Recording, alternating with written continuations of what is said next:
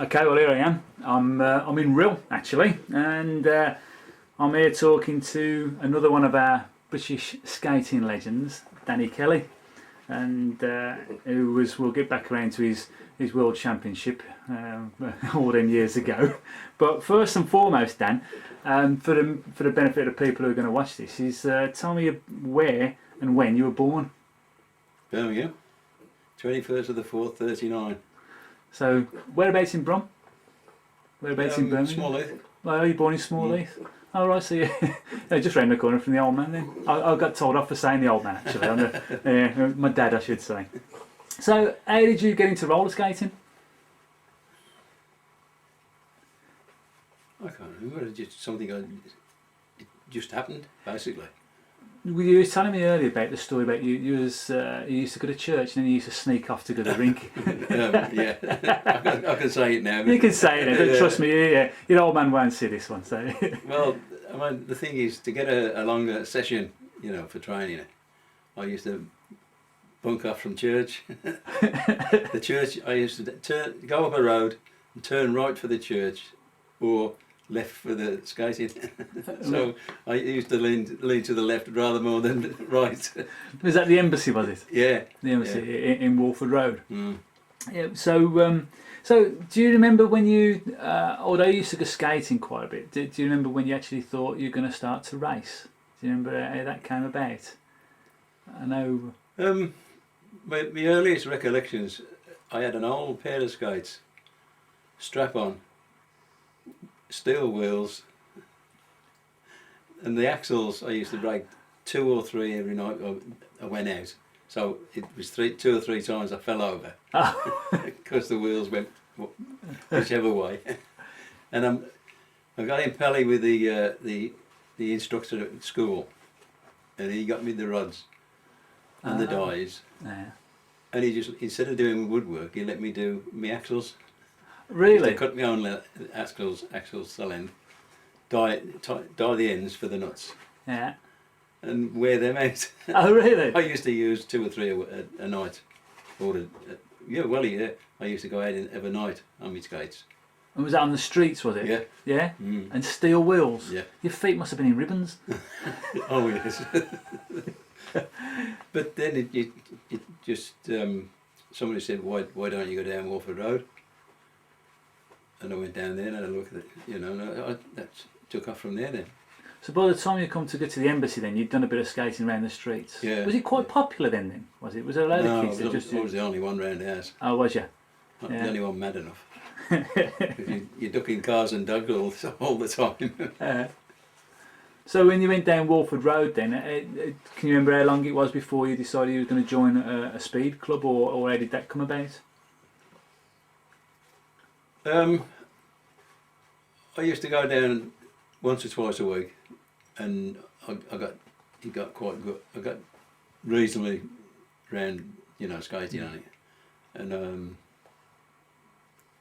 started going more and more and more, and then I used to go on a Friday night, and some of the clubs used to skate on a Friday night, public sessions, but they'd all go down and have a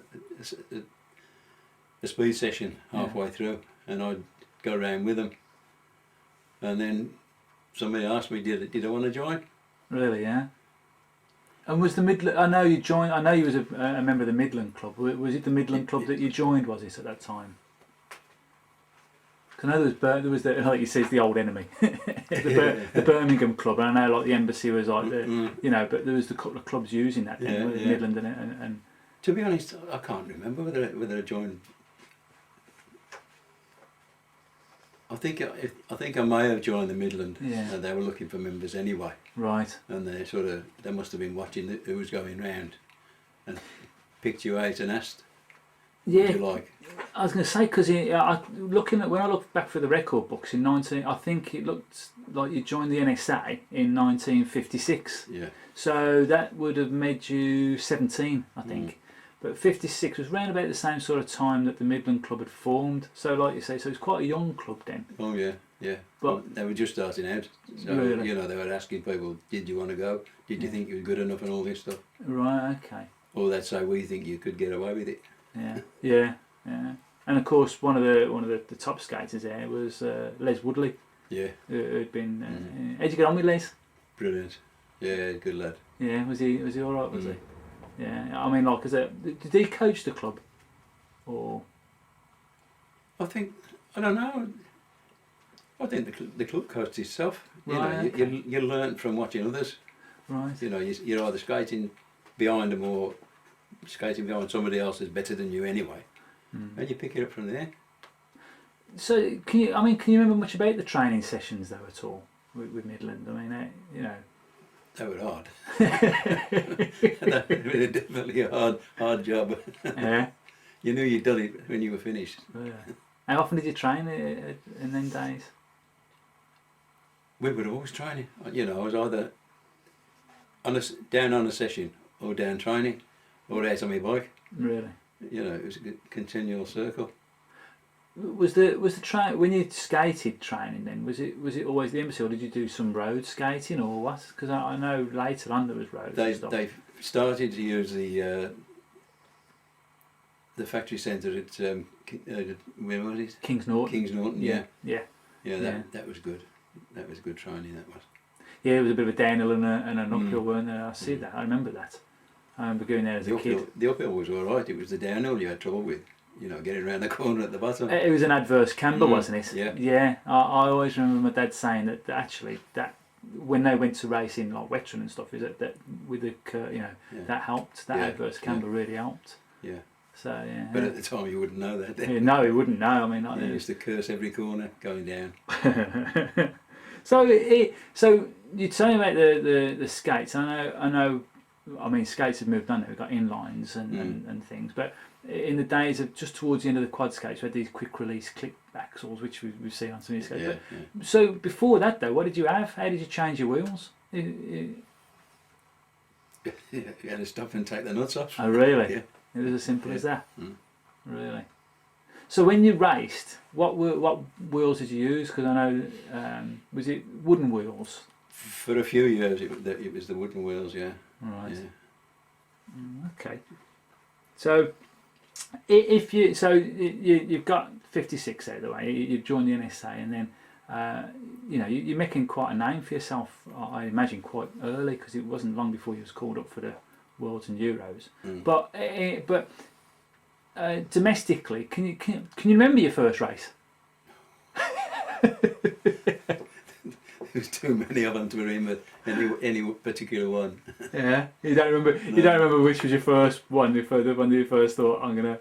Yeah. The first race is always a blur. You know, you just. Yeah. You're on a cloud, aren't you? Yeah. The first race. Well, you must have done quite a few anyway, and I say made an impression. But on the domestic scene, who would you class as your? I'll call it rival, but who because I mean you're obviously like in the top couple of skaters. You got Les and yourself, but who was your? I mean, I imagine Les being a teammate. Who was your greatest rival that whenever you went into a race, you thought, this is the guy who I'm going to have trouble with? Was there anybody in particular? I suppose you got to say Les, as we've just said. Leo Eason was a bit of a demon for me. Was he? Yeah, he was a good skater. Yeah. And he was tidy. There was nothing, no rough edges on him. He was good. Really. You said about Les, and I say no as a teammate. So did you still compete against Les, or was was it working for one another in them days, or was it all every man for himself? I don't know. It's hard to say, it really. I suppose to a point we would play for each other. Yeah. Keep the others behind, sort of thing. Yeah. And then come to a point, it was every man for himself. Right. And whoever won. Yeah. There were no arguments how you won. Yeah. So you in your time domestically, you won 5 British Championships. I don't know if you knew that. It's what's really funny is the Probably fact felt that it at the time. I actually spoke to John Foley back in Jubit a few months ago, and I says, "Yeah, you know, John, you obviously you won 7 British Championships," and he says, "Did I?" Did I? Yeah, I can echo that. Yeah. Yeah. Do you remember any of your titles? Do you remember winning your championships? Well, you're on the cloud, aren't you? Once you won one, you're on the cloud for a couple of weeks. Yeah, You yeah. know, even at work, you think, whoa. Because your first one, I'll tell you. Go Is on. that right? Yeah. Yeah. Your first one was the half mile in 1962. You don't remember the? No. You don't remember the half mile? Half mile. Yeah, you went. Well, That was a sprint. well, no. Well, that was what really shocked me because I know Danny Kelly. I always thought of Danny Kelly as being like the distance man, the 5 mile champion. If I thought of Danny Kelly, and this is what I've got. So, in actual fact, between 1962 and 1966, you won a championship every year. So you won the half mile in 62, the 5 mile in 63, the 5 mile again in 64, the half mile again in 65, and the 1 mile in 66. Do you remember any of those? Oh, the memory's gone now. Yeah. Excuse me. You don't remember any of the British Championships? Do you remember, well, the 5 mile though? I remember you telling me a story years ago about the 5 mile that you got disqualified more times than you won it. Yeah, I had my naughty side, I suppose. Yeah, did you? Do you think it was you? Do you Not think it did? deliberately, no. Yeah. No, it would never deliberate. Do you remember getting disqualified though? Mm. Do you? You know, you come off and you think, well, I don't even know what I've done. Really? Yeah. You know, more than once I thought, well, you shouldn't win too many. Really? Well, the year again, I've been talking to a couple of the older skaters, and I was talking to Johnny Foley, and he says the year that Mickey Driver won the 5 mile. I don't know if you remember Mickey Driver winning the 5 mile. Vaguely, yeah. Yeah. Well, apparently, Foley, I think, placed in that, but he says he fell over making a pass on you. You were in the lead and he was in second with a few laps to go. He says, and he come past you, and he says, and he fell. Anyway, he got back up, and somebody says to him after the race, you shouldn't have thrown that pass on Danny. He says, because Danny had already been disqualified anyway. You know, he'd been disqualified in the race. He said, but of course I would have known that. But I thought, well, you know, if Danny was leading and then a bit was disqualified, it stands to reason that the year that Mickey Driver won it, you'd probably gone across the line first anyway. Yeah. Yeah. Yeah. Really. Yeah. Well. You don't. You got no No, recollection of any of the no. disqualifications. I can remember some of them, but some things you do, you gets in the craw of the officials. Yeah. They got an expire you before you start some of them. Do you ever? Yeah. Is that That's the feeling you got, whether it's only theory. Yeah. But when you went out, you always thought they're always gonna. Do you think that had anything to do with the north-south divide, or what? I don't know. Was there a lot of officials from the south? Was there? Yeah. In those? Yeah. So it was I know there was a bit of needle between the north and the south. But so I know I'm going on about these disqualifications because I was then talking to Mickey McGough when he won in 1966 his very first championship, and he said it was a sprint for the line for the 5 mile, and it was a photo finish between you and him, between Mickey McGough in '66. He said, and he says, but Kelly was disqualified. so I go. So I just thought there's another one. So it does sound like you were disqualified more in the 5 mile. Well, you were disqualified more times in the 5 mile than you actually won it. In actual fact, I was looking. You also won the relay 5 times. Now I was looking at the teams. It was Les, yourself, Ricky, sometimes. yeah, Ricky and Ray Roberts. And I think one time was Steady. Graham Stead, but that must have been a real strong team. That was like Woodley and Rick. Yeah, and you. And me tagging the back up. And Ray. Yeah. That must have been like Ray almost. Ray was a good day. He was good as well. But that was a. I mean, okay, you won the British Championship relay 5 times, but that was a world-beating team, not just a British relay. That was like that team could have taken on a world team and won. Yeah. That was So, but I know that in '62, and again you probably won't remember this, but South London won the relay. Johnny Foley won it, and the guy called Johnny Ellis, I think it was. Yeah, I remember Johnny Ellis. Yeah, and they won the relay in '62, and it was like you'd won it for a few years, and then they won it, and then you won it again, and I wanted to know what happened. Why come you didn't win, Dan? Why come you let South London win the relay? I think it was politics. Give them a few, we can get a few back. Is that right? So you think if we give a bit, then we'll get some back.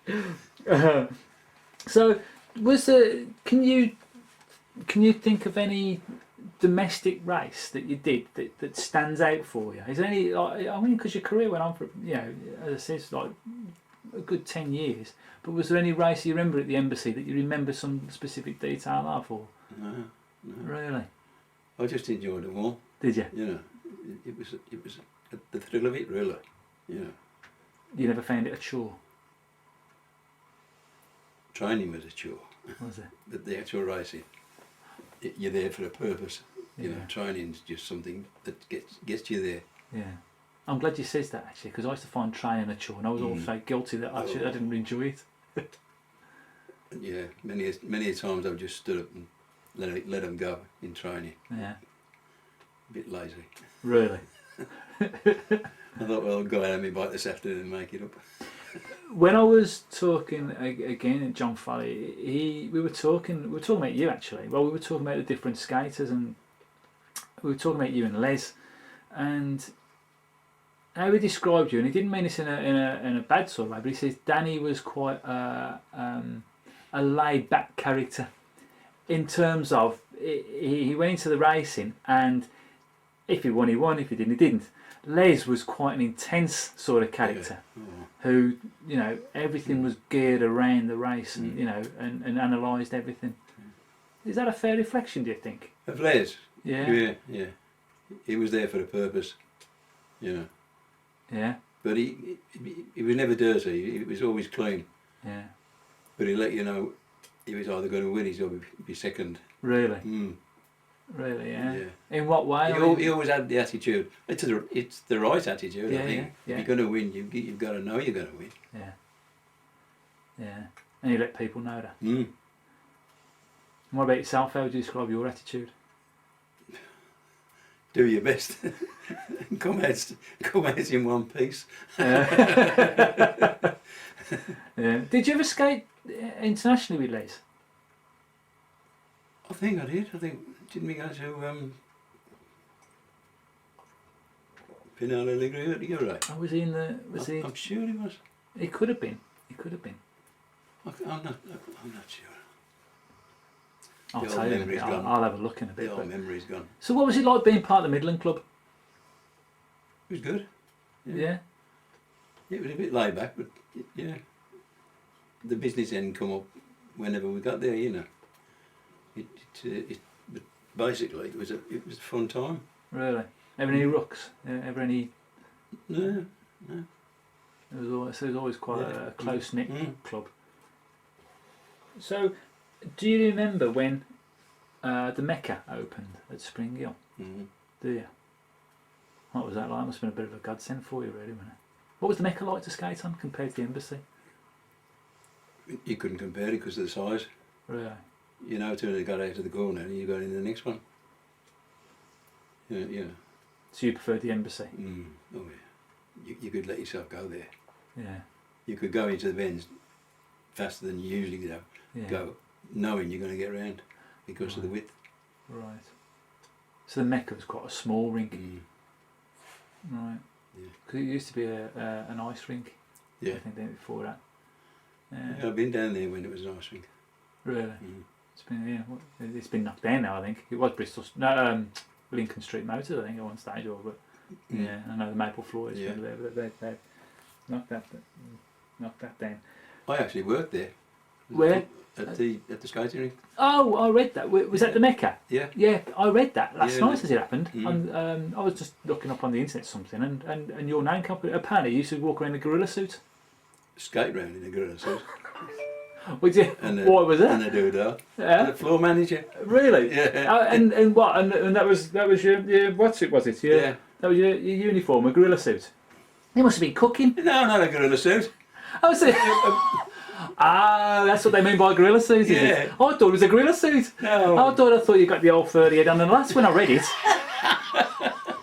I'm reading. I'd want double money to go around like that. I thought you They must couldn't have. afford me in one of them But I'm things. reading. I'm thinking, cool. He must have been cooking in that, going around the Mecca in a big furry gorilla suit. No, it was a dicky boy. Oh, that's what they mean by. Well, there's me. Well, it just shows you Still how. the sweat poured out. And I thought I was educated. Where did you get that?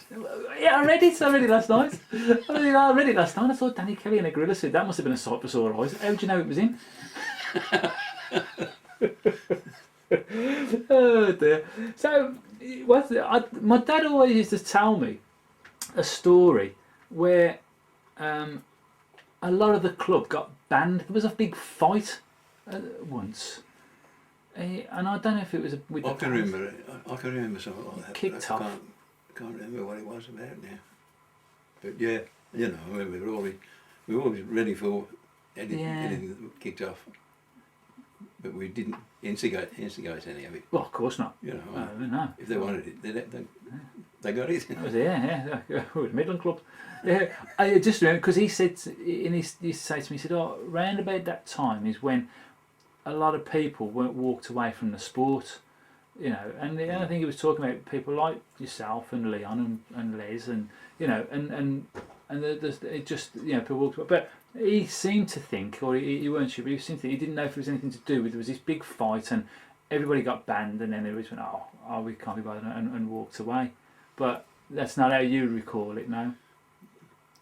Some races there was bad furling. What was that? You could furl it. Against who? Just general. Hmm. You know. But I didn't think it was as bad as that. You know. No. I mean, the bottom line is it's a blooming sport. Yeah. You know, all right. So if you get kicked, you kick back. But Yeah. but then you go on. You get on. So you kind of recall being in a punch-up then? No. I wouldn't get in a punch up, would I? You might now, but not then. So in talk about your domestic career, but let's talking about the international side of it. We 1957 now. There was a World Championships in Palermo, and we didn't send a team. And I don't know if you recall that. No, and I was going to, because one of my questions was going to be was, do you remember that? And I don't think I was involved in it at that stage. But just 12 months on from that, 1958, you went to Finale Ligure. Yeah. And was that your first time in a GB shirt? Was it? You'd done no B trips before that either? No. So, but you could only have been, what, 19? Yeah. How did you feel when you got that call up? Oof. Pretty good. Yeah, really. Yeah. Can you remember the trials or anything like that for the team? Yeah. They were hard. Where were they at? I can't remember now. They used a couple of places, different places. Right. You weren't Ruislip or nothing like that? Was there any in Ruislip? It rings a bell. Yeah. I was just reading some It's stuff a long about it, time, yeah. isn't it? But in Finale Ligure, you did quite well. Mm. And another member of the team was Dennis Stafford. Yeah. Dennis Stafford.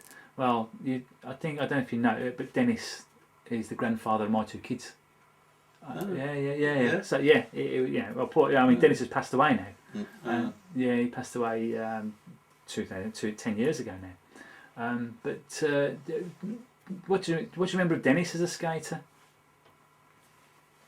He was sort of like he got on with it, and you didn't really know he was there. You know, although he was there, he was never in the way. Right. He was either in front of you leaving you, or behind you leaving you alone. So he was a strong skater then. Yeah, yeah. Oh, Yeah. yeah. He was talented. Yeah. Yeah. I mean, he showed in later years even still that Mhm. he got some strength. I know. Yeah. Yeah. Oh, Yeah. Well, I know he. I don't think he went away after that again. He only went the once to Finale Ligure. yeah. Yeah. But But it was hard there. what was the circuit like? Dead smooth. Was it? Yeah. But they knocked you about, the Italians. They knew they were not on home ground, and they thought, well, we'll win this. And they did. And they stuck me up a tree. Yeah. Yeah, it's big star. Really. There was a crowd of bodies on the floor. I tried to get round them, and at the last minute, another one of them popped up, and I went straight through the trees. Really. Yeah. And that was your first exposure to international racing. Yeah. Because I mean, there you got medals in 3 out of 4 races there in Finale Ligure. Yeah, I was looking at the record books, and I'll tell you, you got a silver in the 1,000 metres, and a silver in the 10,000 metres, and a bronze in the 5,000 metres. And Dennis told me, he says, I remember seeing, he said, Danny Kelly was awesome there. He says, and he come across the line minus his shirt. Minus his shirt. He said his shirt was. He seems to think that when you got one of your medals, he says you come across the line with your shirt. So unless that was the one where you went up the tree, I don't know. But it's done his odd bit of damage. I don't know. I don't know how I didn't lose my teeth. Really. You know, I mean, these 2 trees were quite close, but I bounced up both of them. I come out the other side and came in second. Really. Is that right? Oh, you really? Oh, right. So that's the one you got second in. I looked at him and I thought, I'm going to get you. Yeah. And I must have flew down that road to catch him up. Yeah. But he was about 15 yards behind. Yeah. At the So end. you went through the trees and still come second. Well, Yeah. I had to come second. Everybody else was on the floor. How was it? That arranged because the track came. He came to the end of the track to go round the island, but the island was offset. Right. So you had to go round the island and back round the trees. And they went bump straight through the trees. So were the Italians dirty skaters back then? Eh? Were the Italians were dirty skaters back then? Really? Even then? Oh yeah. They knew how to race. Oh yeah. They knew how to win. Yeah. And they did, yeah. They got all the mechanics of winning. So in Finale Ligure then, so if you were second in the 1,000 metres, can you remember, was it a knockout competition then as well? It must have been, because they didn't have time trials for a while, did they? No. So it was a knockout then, but you can't remember coming second in the 1,000 metres. So you can't remember who you had in. Oh, I'll tell you who you had in the final, because I know who won it. Guardili. No wonder I come second. Was he good, was he? Was he? Was he the best you come up against, you reckon? Yeah. Yeah. Yeah. Or was it Federico? Was it Federico Guardili? I think it was, yeah. Guardili. Yeah. Yeah. Good lad. When he's got his skates on, he was awesome. Really. So you don't remember anything of Finale Ligure other than the tree Other than the trees. and the second. So do you remember if it was the? Oh, so if you don't remember that, you don't remember if it was the best of 3 then in the final. So Don Brown was the manager, I believe, for Finale Ligure. I know you had Henry Crystal later on, but I think for that one, I think Don Brown. You don't remember much of Don Brown as a manager. No. See, Danny, at 19, I suppose you were. Yeah, I was up in the air a bit. Yeah. I could have been the queen there doing it. Really. Yeah. There was no World Championships. There was no World Championships in 1959. A year later, there was none. But then in 1960, there was Wetron, and which is where we saw the photo earlier. I think, yeah. And you got a second there as well in the 10,000 metres in Wetron, and that was the trip where Leo won the 5,000 and was disqualified and put back to last place, and the team was pulled out. You don't remember that? No. You don't remember the team being withdrawn by Bertie Lamb? Oh, yeah. It rings a bell. Yeah. Yeah. Yeah. Can't actually remember it now. You don't remember the controversy around it? No. Yeah. I know Leo, the story that I got was that you must have already got your second in the 10k, and then Leo, I don't know who it was. I don't know who the winner eventually came out being, but I know that in the 5,000 metres they disqualified Leo and put him back to last place. But you must have also at that time you was skating in the knockout competitions as well, doing the early rounds, and I think Bertie Lamb, he was the team manager, withdrew the team from the competition. You don't remember any of that? No. Well, it was lucky because you got your medal.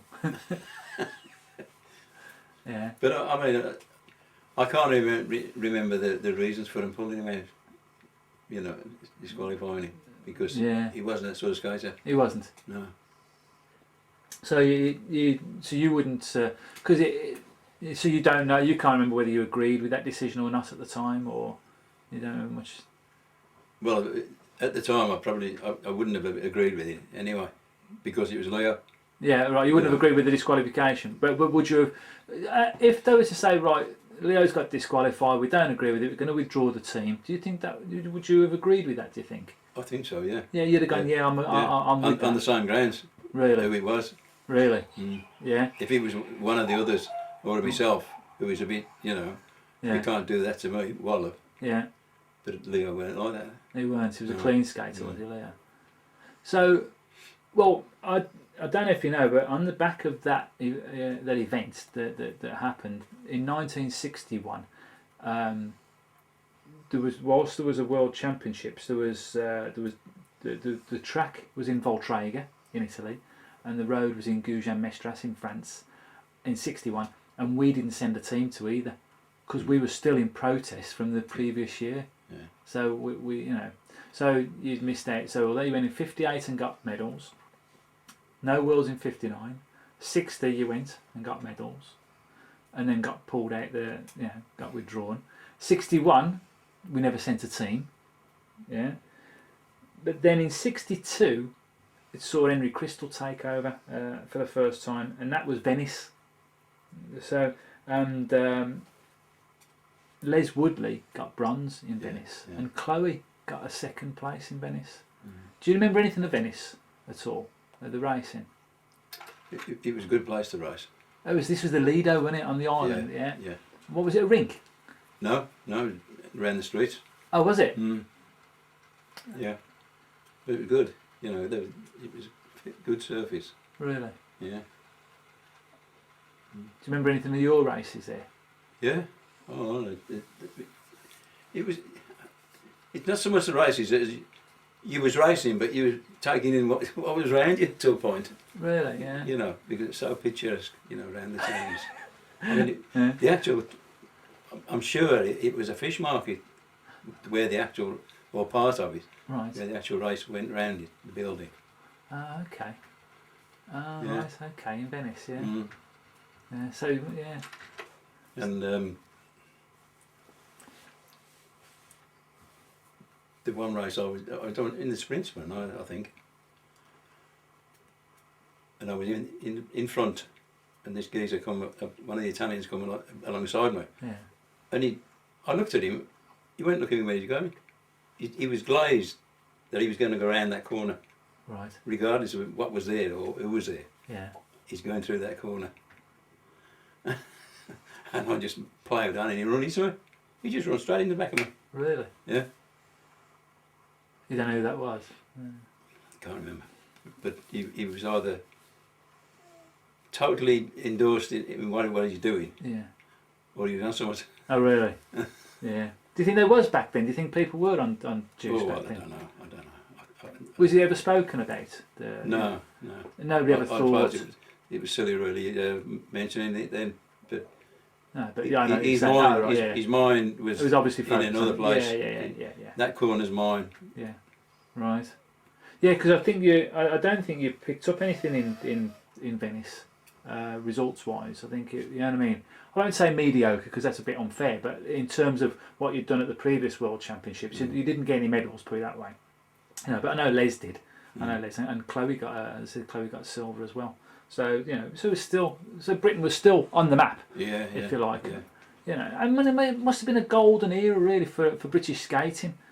You know, I know like the Italians were the top dogs. I know that they were, but for Britain itself, I mean, in amongst the medals still, both women and men, that must have been quite nice to be part of. Yeah.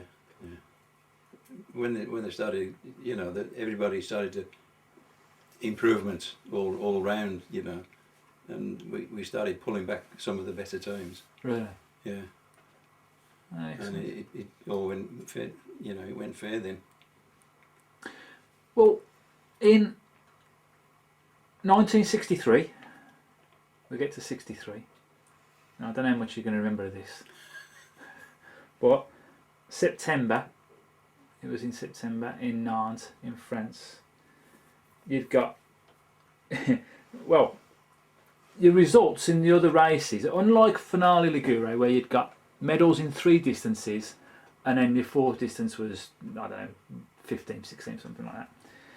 In 1963, it was the reverse of that. When I looked at the results, you'd got 15th in the 5,000, 17th in the 10,000, 15th in the 20,000, and world champion in the 1,000 metres. Explain that one to me.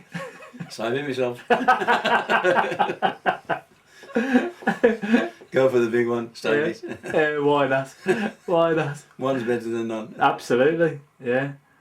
No, I don't know. Yeah. But so 1,000 metres world champion. So can you remember that race? I remember talking to you about it some years ago now. Because one of the questions I was going to ask you, and it wasn't till I always knew Danny Kelly was world champion 1963. Always knew that as a kid. It was always something that I knew.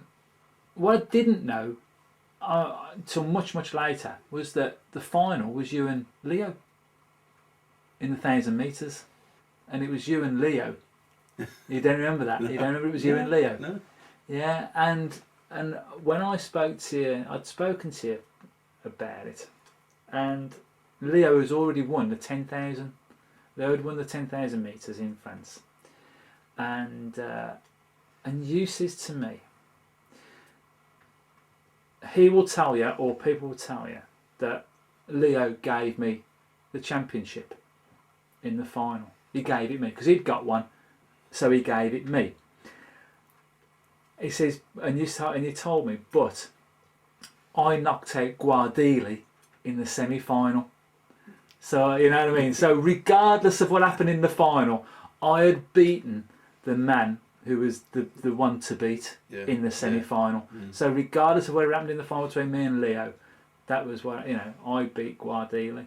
Yeah. But do you remember that? Not really, no. Really? But thinking about it, that would be the big one, wouldn't it? Yeah, Guardili, yeah. It opens it up for other people. Yeah, you know. if he was out. Yeah. It was just interesting, and I just wondered if you remembered who you drew in the final, because Leo comes second, obviously, because you were world champion, and it was a knockout. But you don't remember it was you and Leo in the final. Too much water under the bridge. Since then, since '63. You know, Ansel's water. Yeah. Ansel's got. My granddad used to drive for Ansel's. Did he? He did. Can you remember, so when you was world champion, 1963? Can you remember how it was received back home? Can you remember when you come back and you and Leo were world champions? You remember much? Did you get much of a reception or what?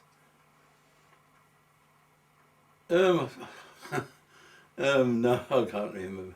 Yeah. But it would have been good. Yeah.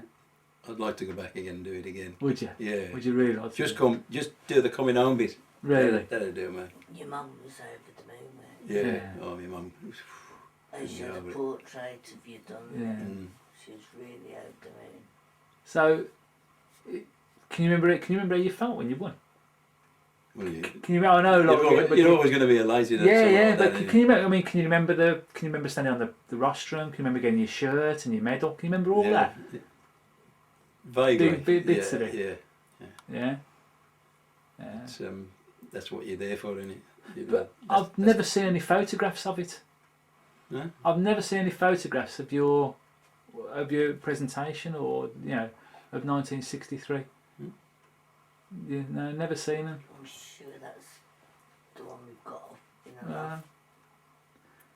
So, how would you describe your relationship with Leo? It was quite good. Was it? Yeah. Yeah. Even though you're from Yeah. opposing clubs, you're going all right with him, yeah. Yeah. There was no animosity, even on the track, really. Right. I mean, no, there wasn't none. Right. Yeah, because I say I know you skated for. Yeah. No, we got on quite well. Oh, good. You know. So, so 1964 again. This was Madrid this year. Now, you didn't go. No. But I don't know why you didn't go. Can you remember? No. Yeah. 64, did you say? 64. Yeah. Yeah. What was you doing in 64 that stops you going to Madrid? I don't know. Was I in the army? 64. How old would you have been in 64? Do you know? You'd have been 25. No, I wouldn't be in the army. We did go the following year, which was 65, which I think is that photo of Bill Sharman. And 65 was your last World Championships, and there was 2 championships that year. One was on the track in Syracuse, and one was on the road in Wetron. So, but you didn't go to Syracuse, but you went to Wetron. Do you remember your last one? No. Really? Yeah. You don't remember Wetron? Hopeless. That's a long time ago, Dan. I don't hold that against you. No, can't remember anything. And then It's a shame. No, but it's just it's interesting to get a perspective on you know what I mean on what people do remember and don't remember. It don't mean anything. In fact, if you don't remember, it doesn't mean anything. It's just that, like I say, some people remember every little detail about it, and but because a year after, in 1966, the Worlds were in Argentina for the first time, and the first time they'd left Europe. But you must have given up round about 66. You raced because I know that you got disqualified in the 5 mile, but you gave up just after that. What made you give up? Because you couldn't. You must have only have been what 26, 27.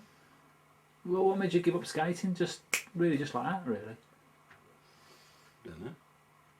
Can't remember the reasons. Your family, your kids, weren't it? 'Cause you used to take your kids. Yeah. The kids went, I mean, whenever I went anywhere, the kids went with me, Right. I can't remember whether that was anything to do with it. Right. So when when you walked, when you stopped racing, did you still go and watch some of the race? Did you still go and watch something, or did you just walk away totally? They just left it. Did you? Yeah.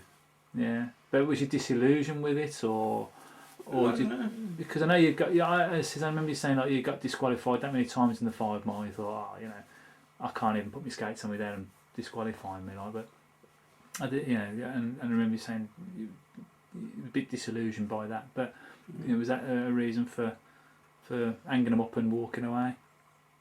Probably, I don't know. Yeah. It was interesting because I was like at 27.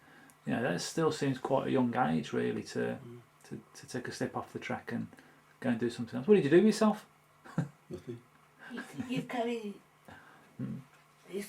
It's carried on through the family, hasn't it? The children, you've always brought the children up with the skating. Well, yeah, but That weren't until later, though. That was another 20 years before even. Oh, I don't know. The kids grew up with it, didn't they? They all grew up. They all grew up skating and around. They didn't have the enthusiasm. Yeah, that's right. So, well, I know. Like I said, when I was growing up, there was because my dad was obviously involved, and my dad was, his years were probably 10 years after that, his best years, like in the early 70s. But I always knew about two great champions. I obviously knew about Les, and Les was in the record books, but the two big names for me was John Foley and Danny Kelly. And Leo, obviously say three names. Because they were world champions, you know what I mean? We've only had 3 world champions since the Second World War, and it's you three. Do you know what I mean? So for me, being world champion was the only thing that my dad and myself, to a lesser degree, I suppose, but strived to be. So having got 3 world champions in our midst, you, Les, you, Leo, and John Foley. They were names that I always wanted to be like. But you was almost like a, I'll say legend. It's because you'd walked away from the sport in '66 and weren't around, just like Johnny Foley had emigrated to Australia. You were just a name. I couldn't put a face to a name, and there was no photographs really in our house. So I always knew these great guys who were world champions, but I'd never got. But in 1985, you come back. Suddenly, you appeared at the Birmingham Wheels track with Tina and Matt, and Daniel, and occasionally Chris, and you come back. What made you come back? Was it the kids, or did you? Because you even raced. I would say it must have been the kids in. Yeah. Because but do you remember when you come back and race? Do you remember much of your races when you come back? You don't remember racing the vets? You did some veteran races in the 80s. Because we used to train up at Wheels. You did a couple of. I think you even raced at Herne Bay. Christ, that's a way to go. Yeah, I know. Yeah. That we weren't even on a rink. This was on a track. They got a track there. Oh. Yeah. But we raced in the 80s because one of the very first race I ever won was in 1987, and it was at Derby this was indoor on a rink, and I won it, and you were in it. So by now, you'd be 47. So so even then it was a great. But so you're in it. So but do you remember the Humber Marathon? Yeah. You remember that one that we did, and it was me and you on a breakaway. Yeah. Do you remember that one? I can remember that one. Yeah. All I remember. Pain and suffering. I remember the pain and suffering. All I remember is that on the Humber Marathon is that we were going down the road, me and you, in the lead, and we'd broken away from them, and every time we turned back to have a look back, bloody Deddy Cunsworth was chasing us down. I remember that's all I remember of the Humber Marathon, and at the end I remember, saying, yeah, Dan, go on.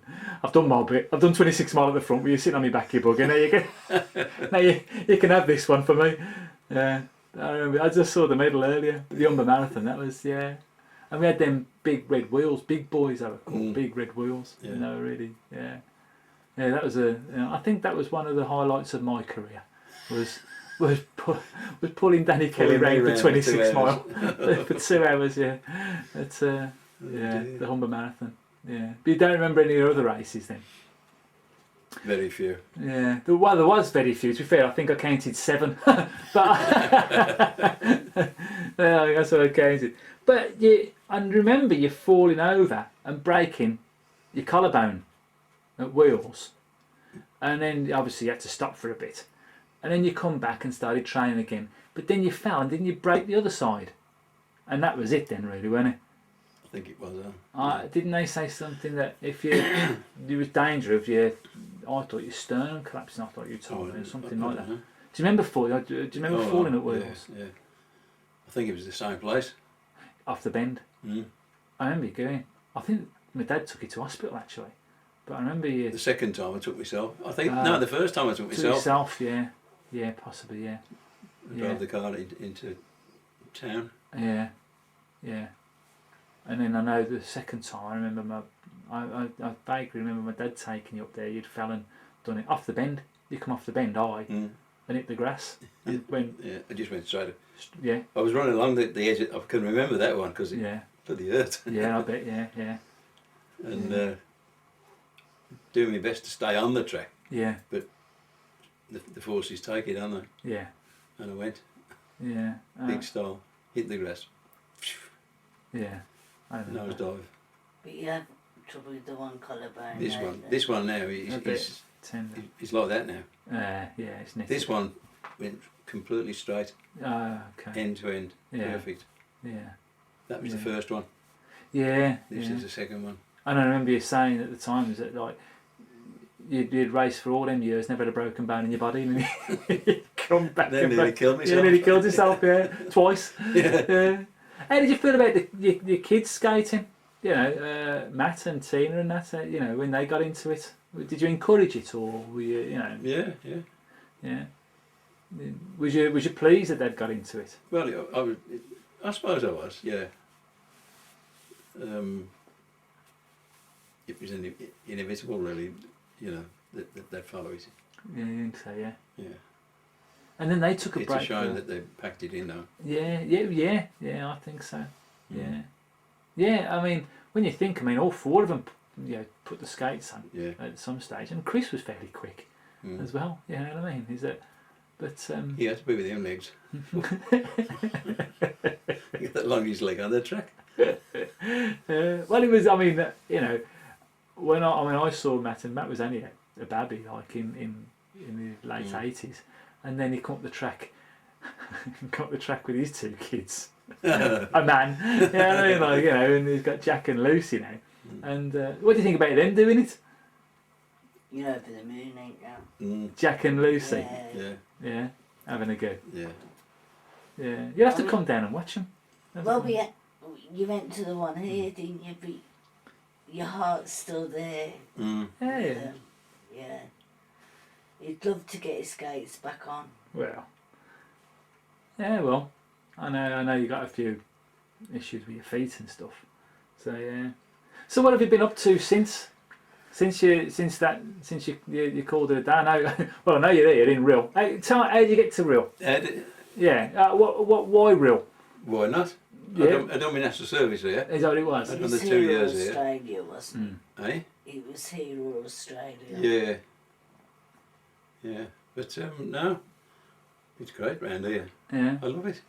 It was just because I didn't quite know what the link was. You know what I mean? Is that Do your training here? I did a lot of training down the little rink on the the front. rink? Yeah, I remember. I trained there. Yeah. They made me little blocks, Yeah. and they put them out for me after the evening session. Yeah. They closed up at 9, Yeah. and the guy had come out, put the blocks around for me. And that rink's long since gone, I presume. Yeah. Yeah. Yeah. They built that blooming kids' village and that children's village, That was what it is. and It's a it's waste of yeah. money. total waste of money. Really. Yeah. I know they're redeveloping it. Yeah. Still think there's a need for a rink down here. There's every chance. Really. The guy that's running these new wheels. Mm. If we have time, I'll run it up. It's only about 5 Yeah. minutes. Have a look. He said, He's dying to if get you some. want to come down the skate on it, he said, let us know you're coming. Yeah. There's an area just off the track that's it's grassy up here Yeah. because they're not using it properly yet, Yeah. so they're not bothering with it. Right. You tell us you're coming, we'll open it up, grass cut and everything, Really. Maybe we should look to hold a race on here. and a camping Well, I think- area. We'll have a look at it. We'll have a That's look. what he was. That's what They, he was they, after, they are, wasn't he? I He think says he's to trying to get Matthew. skating Yeah. because they've got all the skaters on the wall, on the Yeah. Yeah. jumps and Because stuff. he says to Matthew, didn't he?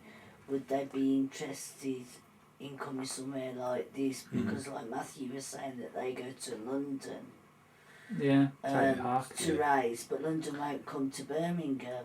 Yeah. And like he was saying, coming here, some of the teams coming here, Yeah. and Yeah, the bloke that runs it said that would be great because they just give them the key for the gate, Yeah. string it off, they could camp out and give them the key for the shower rooms and yeah, everything. it's well laid out. We'll have a look. We'll have a Yeah. look. Well, just to wrap this up a bit then. All right. So, but would there be anything different that you'd do if you could do it again? Or Well, no, not really. At last, I'm content. oh yeah, You know, aren't we? yeah, Yes. You know, good for so you. I've done it all. Yeah, You know, yeah, I've done what I wanted to do. yeah, You know, you can never do it all. yeah. But you've done enough for you Mm. to be happy. Yeah. You've done a charity skate, So, didn't I you? still You still want to I do still another wanna one. do another That's charity. the only- Any regrets? I loved. that you couldn't do your 70th birthday one. Yeah, That's- I do regret you that do one. regret I that. wanted Yeah. to do that. Yeah. Mm. So, and do you miss it? Yeah. Yeah. Yeah. I love it when I'm training on the, because just across the railway there, Yeah. and that's the camp where I train. Right. That we used to be on. Yeah, we Yeah. used to be on there, and you borrowed the roads Really? when there's nobody on there, and I just train on the roads. And then you done your Right. 2.5 marathon for the Ron Smith appeal on there. Yeah. didn't you? Well, But it's been a fun afternoon. I'd really like to say, thanks, because like I said, like I said to you before we started, it's important to sit down and show people that the sport has not only got, the here and now, but it's got a history and a checkered history, but also a history that's worth telling people about. We're talking world champions, we're talking European champions and medalists, and and I think it's great, and I've really enjoyed it in the chat, and I hope you have, as much as I have, Yeah. and but I don't think But- it gets recognition. well, It don't matter. it's difficult, but Yeah. when you're such a minority sport, I mean, the current federation numbers no more than perhaps 60, maybe 100 people total. But for now anyway, Dan, I'd just like to say, thanks. It's been an absolute pleasure to come up here and have a chat with you. It's lovely to see you after all these years, as it always is. But Danny Kelly, 1963, World Roller Speed Skating Champion. Thanks very much. Thank you.